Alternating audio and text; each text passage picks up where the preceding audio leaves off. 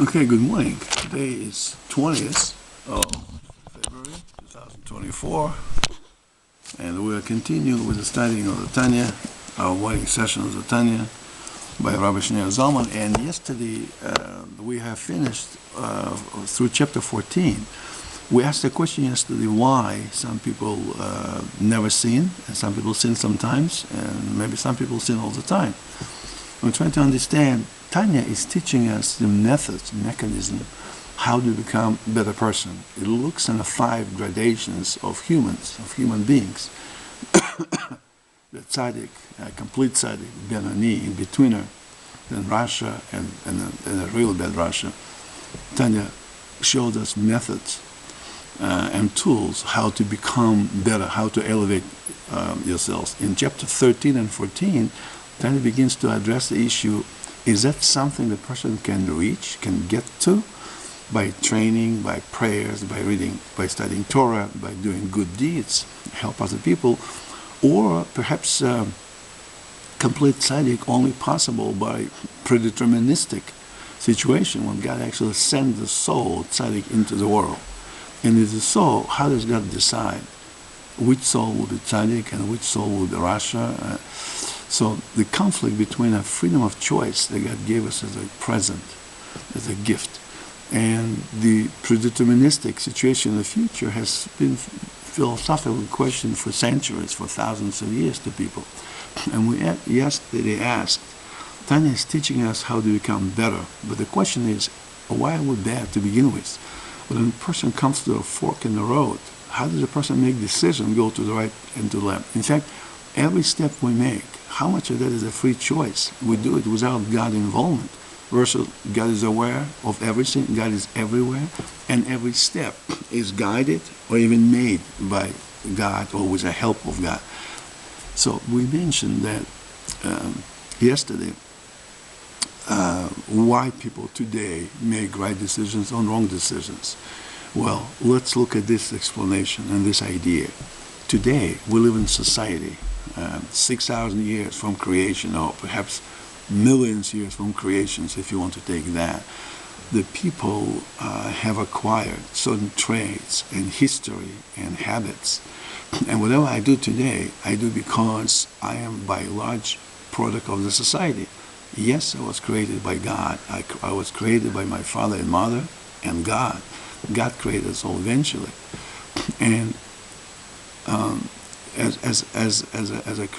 a creature of God, God gave me the free choice. So I make my decision based on what I know, what my parents taught me, what my friends taught me, what society taught me, and everyone makes these choices.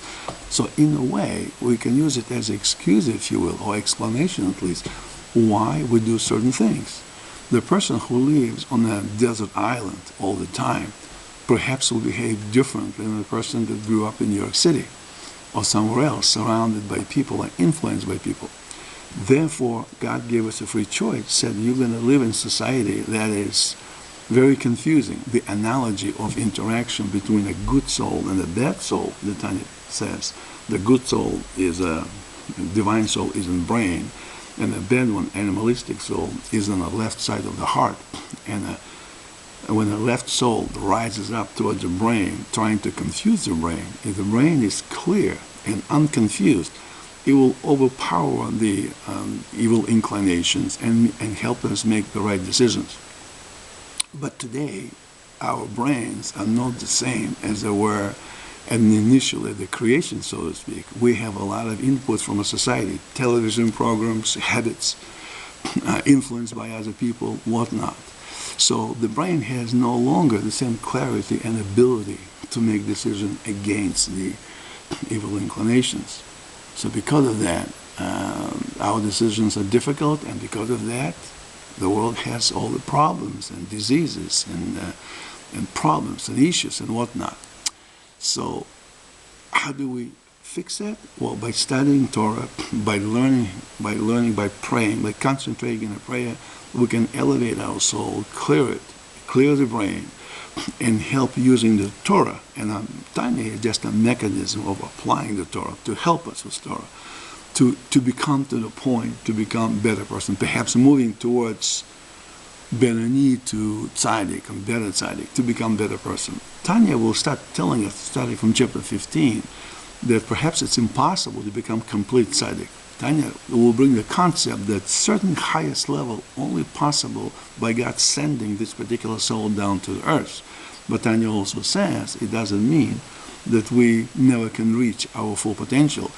If we reach a potential of Benoni or tzaddik, even if it's not complete tzaddik, it's a good process. It's a good thing for us.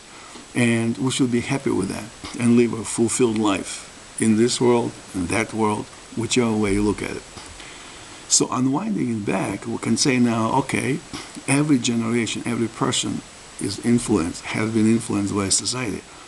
The only generation that didn't have this influence was only Adam and Eve in Gan Eden, in the paradise. When God created Adam and Eve, they had no society influence. They didn't know what the sin was. So how did Eve eat the apple, eat the fruit that God told her, don't do it?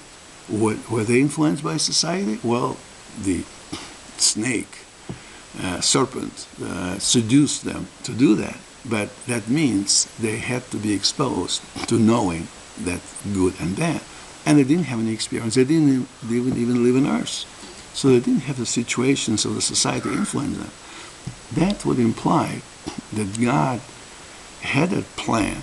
Eve didn't know that. Adam didn't know that. But God knew that they had to eat the fruit. Because as we in the previous lesson discussed, creating the universe, creating the everything, God created upper spheres and the lower spheres. And without lower spheres, without life on earth, in the material world, God's creation will be incomplete. He didn't want to create the universe filled with angels that never sin, don't even know the concept of sin.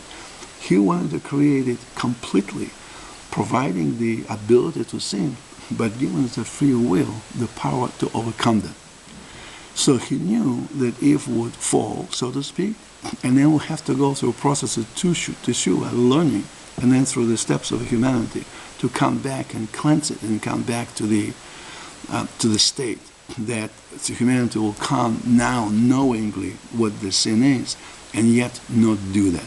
That's a process of taking many thousands of years, and hopefully will come into the point that the cycle of experience will be completed and will come to the point we will become better, more fulfilled, and the God will become complete, if you will, having experienced good and bad, and choosing the good and overcoming the bad, and eliminating bad from the universe. So God had to make sure that Eve had to eat the fruit.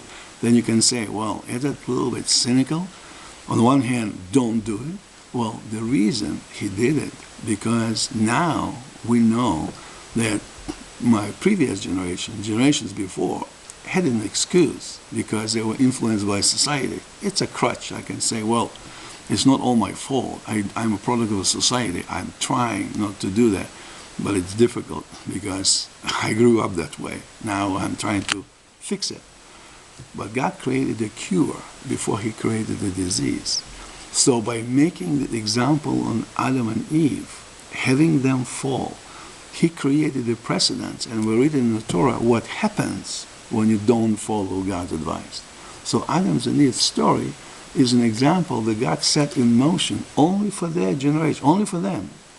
What happens when you don't follow God's advice? From then on, from their children and children's children and on through the generations to us, we now know the precedents. We will know how the world can become sinless if you only follow God's advice. We know how to do it.